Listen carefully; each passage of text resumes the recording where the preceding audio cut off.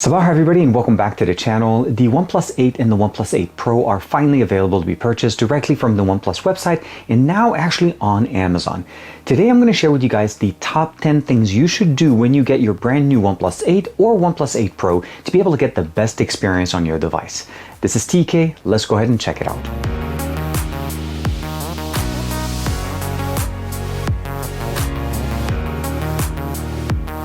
Like and subscribe and make sure you hit that bell icon so that you're always notified to whenever we have new videos on the channel. And if you want to be able to save on your next order for OnePlus, please make sure to check out that link in the description for $10 off your next order. So in front of us we have the brand new OnePlus 8 and the OnePlus 8 Pro. I'm going to go through the different sections and we're going to talk about basically the top 10 things that we need to do to our device to get the best experience possible. And I will also explain which ones do not apply to both devices once I'm going through something, and that's why I'm kind of putting them both together next to each other. First thing we're going to talk about obviously is the display. So we're going to go ahead and bring down the notification and we're going to go into the settings tab and we're going to jump into the display section, and under advanced we have a couple of options that we need to look at. The OnePlus 8 has a 1080p 90Hz display, where the OnePlus 8 Pro has a QHD display at 120Hz. What we do have the ability to, though, is the ability of shifting between two different settings. Both will support a 60Hz refresh rate, although only the OnePlus 8 will support a 90Hz display refresh rate, and the OnePlus 8 Pro will go to the 120. We used to have 90 on the OnePlus 7 Pro last year, but now we have 60 120, so doubling it up here, and here we have basically a 50% increase as far as refresh rate. Only other thing, of course, here is that the OnePlus 8 Pro, which does not actually happen here, is we're actually able to make the OnePlus 8 Pro go at Full HD Plus and 60 frames per second, which pretty much matches with the lowest resolution that we have on the OnePlus 8.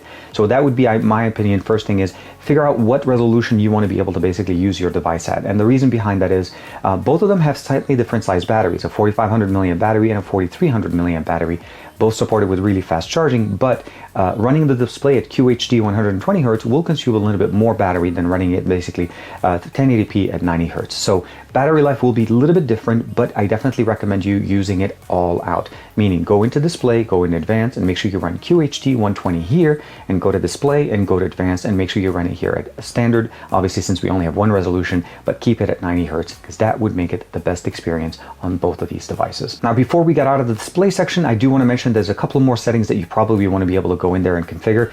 On both of these devices we have a couple of options. Now first and foremost is the Vibrant Color Effect Pro. So here it's not a Pro, it's a standard mode, so we'll go ahead and click here and click there. And the reason why this is a Pro, it's because it's fixing it to work at a QHD resolution, so it's slightly higher resolution since we have it there. But these two options are not normally turned on, so definitely go into the display setting, go into Vibrant Color Effect, and then make sure to turn that off. And you can actually kind of see how the preview is and how the colors become so much more vibrant there. On the OnePlus 8 Pro, we have motion graphic smoothing where we do not have that here, and that's mostly because this again runs at 120 Hz, and you can see basically where it's trying to basically upscale the video to be able to run smoother on the 120 Hz display, especially when you're playing video. And of course you could see here that it's going to be optimized for the gallery, Prime Video, YouTube, Netflix, and there'll be more applications supported as they are added to that list. So really nice, but make sure you do that, and that again is only available on the Pro. The standard edition does not have motion graphics, and because mostly 90 Hz display does not necessarily need it going from 60. Where here we're literally doubling the refresh rate from 60 to 120. And if you scroll down a little bit, we have the ability of jumping into the status bar and configure a few things. First and foremost is the ability of changing the battery icon. So you notice here on the OnePlus 8 I have the standard battery icon with the full option, and here I have it running as the circle battery. So you'll notice here on both options you're able to configure them, either be standard battery, circle battery, or even hide the entire battery if you don't want to even show it. Top of that, you can also add the percentage if you want to. So if you don't want to show the battery and you want to be able to show the percentage, we'll go here, we'll say hide battery, and I'll basically just run that. So it's really nice to be able to customize it the way you want it. Personally, I like to keep it as the circle battery because it kind of gives me roughly the same information, so I kind of know this is roughly about 60% here, and of course here the percentage stays there, and of course I can just keep it the way I want. So configuring these options right out of the box in the display section will get the configuration for you running as best possible right there. From there we're going to jump over to the next section. So number 2 on the list is customization. So we'll go into the customization section, and this is where you'll be able to basically tune in your display. And what I mean by this is you're able to actually change the theme. So you notice for me here I'm running the nuance black, and I'm able to basically jump out of the box, and when you first get it, it's going to be illuminated light. So I'll go ahead and turn it on. The display, or the actual resolution, the actual theme applied is basically the illuminating light. So it's light and by nature, and you're able to configure different options for it. For me, again, I personally prefer the dark mode, so I can go back in here, select the nuance black, and click apply. And what that that means essentially is that it turns everything into dark mode, and you'll notice it just permeates everywhere. You're able to customize the color scheme, the shape of the icons, as well as the tone, icon packs if you have different ones installed, and configure them. And not only that, you're also able to change the clock, the display clock on the ambient display, change the actual effect that you have on the actual fingerprint, so that actually just depends on how you want it. You can actually have it the energy, cosmos, ripple effects, stripe, as well as none if you don't want to have any of those. And of course you can also configure the horizon light, which kind of works really nicely with getting us or giving us notifications when the display is off. So all of these configurations are present on both the OnePlus 8 and the 8 Pro, and you're able to enjoy them exactly the way you want them. So definitely make sure to hit that customization section right after you do your display. Now the next section is actually not that complicated, but essentially it's going to be the sound and vibration. Now under sound and vibration, there's a couple of things we need to be aware of. This device supports Dolby Atmos. So Dolby Atmos is basically going to be kind of like an EQ built into our smartphone to give us the best experience when it comes to audio from either the stereo speakers, the top earpiece and the bottom firing speaker, or headphones, or even Bluetooth, depending on what we're connected with. The main thing you want to be aware of is that dynamic is kind of like the auto mode, and if you want to get more of a better tuning for movies or music, this is where you'll be able to go in there and customize it. Just be aware of, if you set it to one, it doesn't automatically jump back to dynamic. So set it to the one that you want if you don't want it on automatic, but otherwise it is there and it is going to work for you guys very, very nicely. The next thing I do want to mention to you guys that you guys should definitely use is live caption. Now live caption is not on by default, and this is an Android 10.0 feature that works really nicely for whenever you have basically video that's playing without audio, meaning if you're in an environment where you cannot listen to the audio, but you want to be able to enjoy content, a video specifically in English right now, you notice right there it says English only, you can turn off the audio, and of course here, let's turn on the volume, you notice there's that little button at the bottom that essentially turns on the service itself. You can turn it off and turn it on using that function, but of course here you have to turn it on first, and of course customize it to your liking. And it works really nice, specifically again for English speaking videos. So overall, if you're watching this video and you have a OnePlus 8, turn it on, check it out, and let me know what you guys think. So the next thing we're going to talk about is the buttons and gestures. So both of these devices support exactly the same functionality. So we have the alert slider configuration here, navigation bar and gesture. This is where we'll be able to turn on the gesture. So I'm using the gesture navigation here, and I'm actually wanting to be able to, you can actually hide that little bar that's present at the bottom if you don't want to see it. If you do want to see it, you can keep it in there, and it kind of gives you a guide of where it is so you know exactly where to look. Swiping up from the middle takes us into the Recents app, and of course I can basically just swipe back from here. And last but not least, of course, I can swipe back between different applications and of course open them up again the way I want them.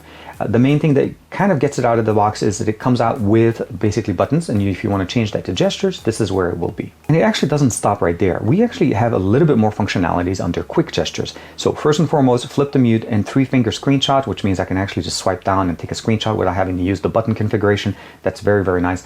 Raise to answer and switch. Obviously, if you have a call and your phone rings, you can pick up the phone and configure it to actually answer right away. You also have off display or off screen gestures that enable you to actually initiate different applications, and you can go in there and customize them to the way you want them. So if you want to be able to launch a specific application like the camera, or let's say your favorite music player, or even your podcasting application, you can customize it, and then actually at that point when you turn that on, it'll work for you, as well as music control. Pick in your assistant, and if you personally prefer to use the Amazon Assistant over the Google Assistant, you're able to actually configure it to be the default standard assistant on this device.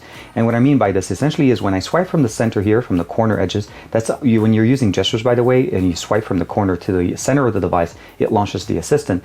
But as you can see here, I'm able to actually configure it to run with either the Amazon Assistant or the Google Assistant, and you can customize it directly under the Assistant app and pick whichever one you'd like. Once you have the Amazon app installed for their assistant, you can actually select it here, turn it on, and not only that, you can actually even initiate it using voice. So the same way the Google Assistant will work here, we can have it running directly on our device, and it just runs so much smoother. Basically, the other thing that you want to keep in mind is that you're able to switch back and forth. If you don't want to use the Amazon Assistant and you want to be able to switch back, it works for you, and it works for you very, very nicely. The next feature we're going to talk about is something that you need to be aware of, is that your device, both the 8 and the 8 Pro, support display mirroring, meaning if you use an MHL adapter, so something like this that has an HDMI output and a USB-C connector, and you can actually also, you have, some of them will also have, let's say, an HDMI or USB-A type connector, you're able to plug this in directly into your device and launch basically a screen mirroring, meaning you see exactly what's on your display directly reflected on the monitor. Now, one thing that you probably didn't know is that there is a native version of the Android 10 basically called the desktop mode, and this feature is actually buried into the developer option. So if you're familiar on how to get into the developer option, it's under the about device. Click on the actual build number up to 7 times and it'll actually ask you for your PIN, and at that point you become a developer. And at the bottom of that list, the developer section, roughly at the end, you can actually search for the word force, and essentially what it'll do here is it'll give you these 3 options: forced activities to be sizable, enabled freedom windows, and of course forced desktop mode. And what this will enable us to do is that once you reboot the device, you'll be able to actually plug in, again, same thing, using the same adapter, and you're also able to use basically like a keyboard and mouse, like the way I'm using right now. This is a Logitech combo keyboard and mouse, and of course I have configuration buttons. But what I really like about it is that it also has back, home, and recents, which works much better for Android, and of course shortcuts for media media apps. Very nice, very easily configurable, and again uses just a USB-A dongle connected to my MHL adapter. So what we're looking at right now is how it actually works. It launches into the desktop environment. Again, this is not a final software, so the really cool thing is that you can launch applications in full screen window. It'll adapt to the display that you're connected to. You can create shortcuts directly from the applications from the app drawer and then put them there, change the wallpaper. You can launch YouTube in full screen and you can actually watch your content in there and enjoy it.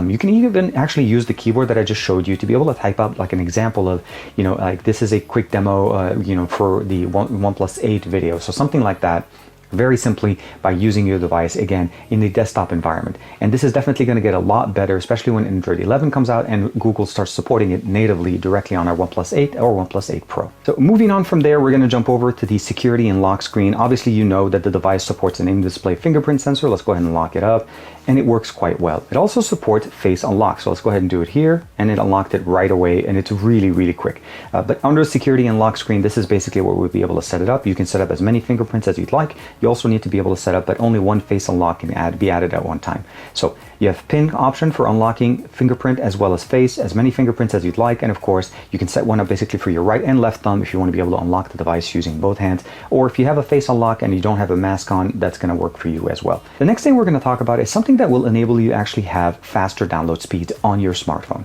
And what I'm talking about is we're going to jump over here to Wi-Fi and network. And in this section, you'll notice here is there's dual channel network acceleration. This section actually enables you to turn on Wi-Fi and mobile data if you have mobile data, obviously. So this one is on airplane mode, but it works much better here.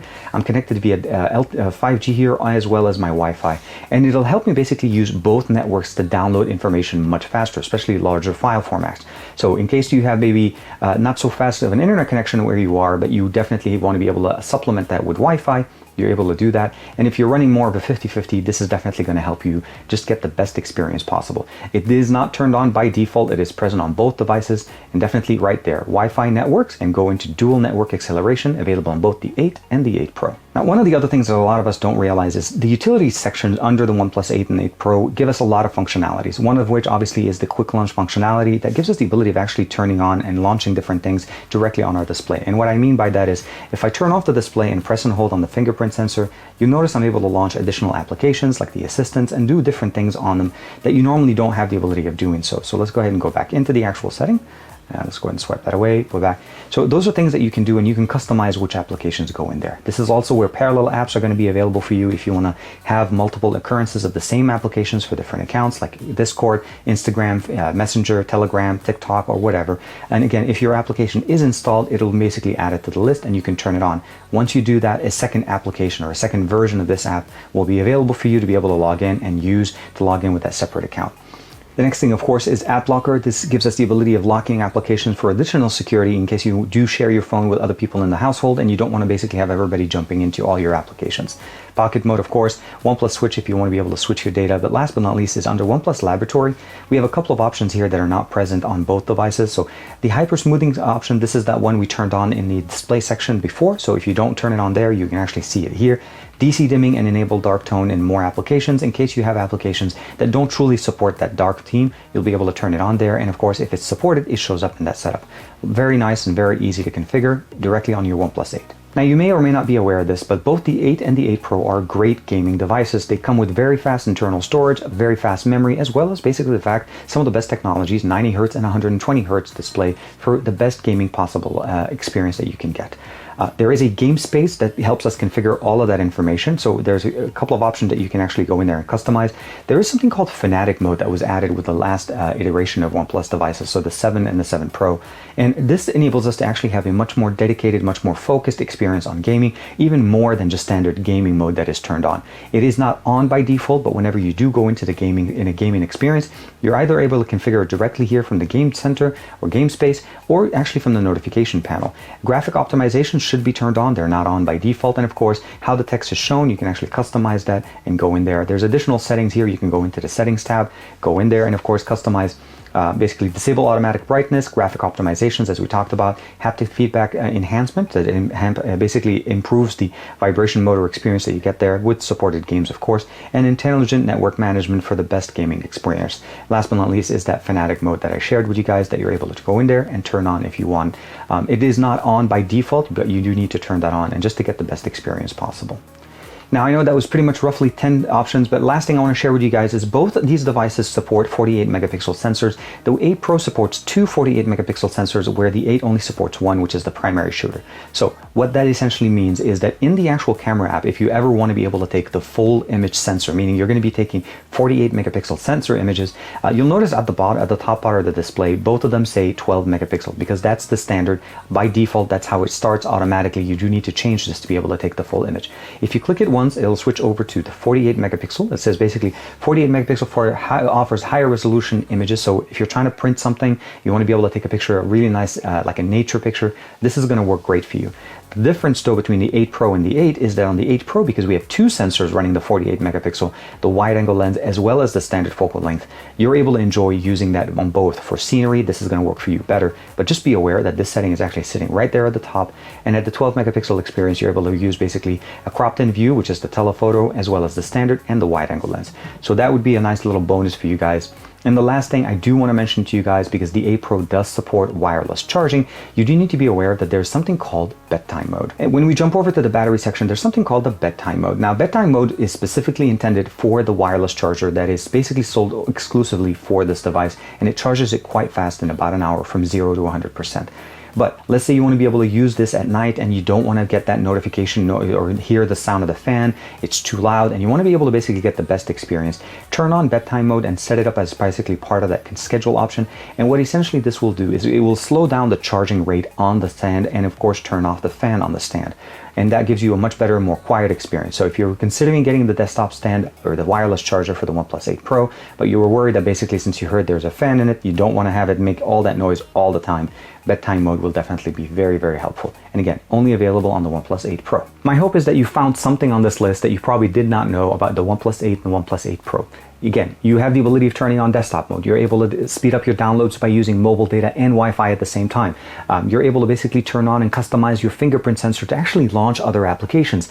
You're able to change the assistant on the device from either being the Google Assistant or the Amazon Assistant and make that the default. So those are things that we can do. And of course, to top that off, these are fast devices that are going to be great for gaming, daily consumption, and of course, content creation.